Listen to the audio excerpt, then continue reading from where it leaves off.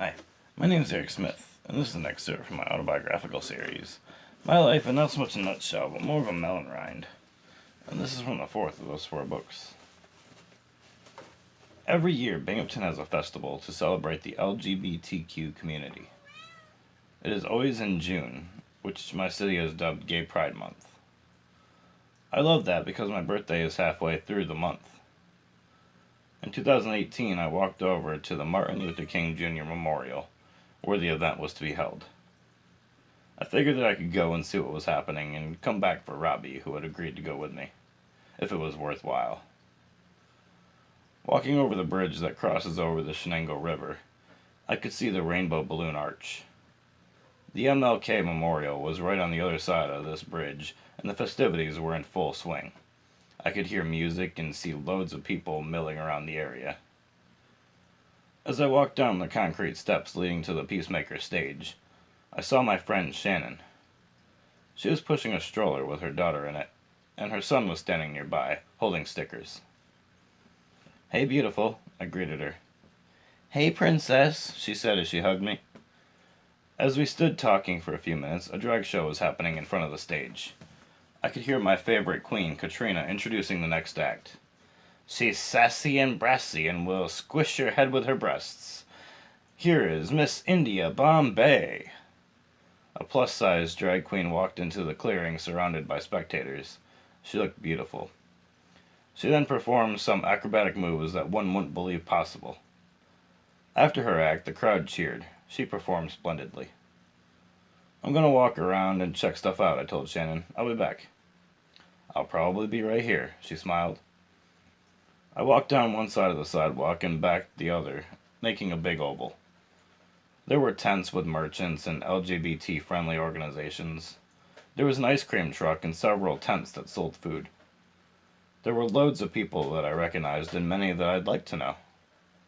I greeted many people.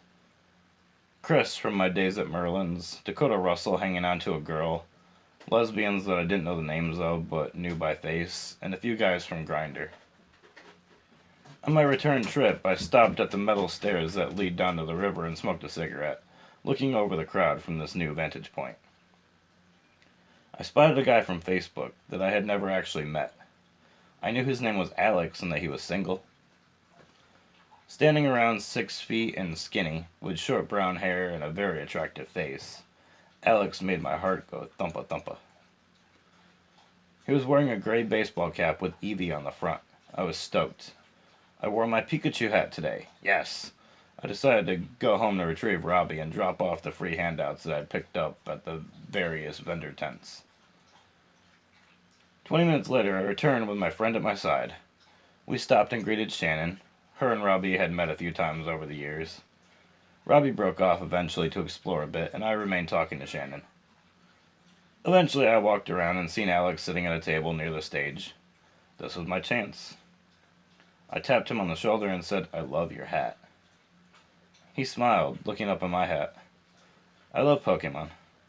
"Me too," I responded, and walked away. Shit, I thought to myself, why can't I talk to cute guys? It was a real problem. A while later, I was watching the drag show, and another cute guy walked over to me. He was taller and heavier than me, light brown skin and a smile that made me know that he liked me. "Hi," he said. "Hello," I smiled. "I'm Eric." "I'm KJ," he said as we shook hands. "Nice to meet you." "Same here," I smiled. We talked for a minute, and he recommended that I come to the after party at a bar around the corner.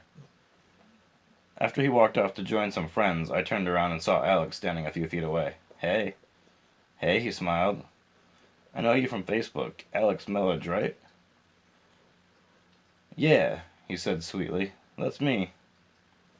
A few minutes later, I was back over by Shannon and had my eye on a boy named Dylan from Grindr. He was 19 years old and quite feminine. I thought he was beautiful. Skinny and tattooed, and the baby face. He was adorable. We caught each other's eyes on a few occasions today. I eventually used Shannon's phone to message Alex. I told him that I would treat him like the prince he deserves. Robbie walked over and sat next to me. "Hey, buddy." "Hey," I said. "Hey, can you go talk to this girl for me?" he asked, smiling. "Sure," I laughed. "Which one?" She's wearing rainbows and riding roller skates. He pointed toward her general direction. I remember seeing her, I thought. Yeah, I'll go find her. In less than 3 minutes, I had found her. I introduced myself and said that I was here to ask her out for a friend. I assured her that I was gay and that my friend was too pussy to come ask her himself. She laughed. That is okay. I'm Cody. She wrote down her Facebook information and I bade her a good day. A few hours later, Robbie and I were heading to the after party. We were meeting Cody at the Garage, which is the name of the bar, which had earned its name because it used to be the garage for Owl Taxi, which went out of business 2 decades prior. Inside the bar, I passed Alex and Dylan on the way to get a drink. Robbie and Cody met on the patio, and we had a seat at a covered table. It was nice. I introduced a random girl to Miss India Bombay because the girl had said that she'd always wanted to meet a drag queen. They are usually very personable, I told her. A while later, I was in KJ's arms and having the best night that I've had in a very long time.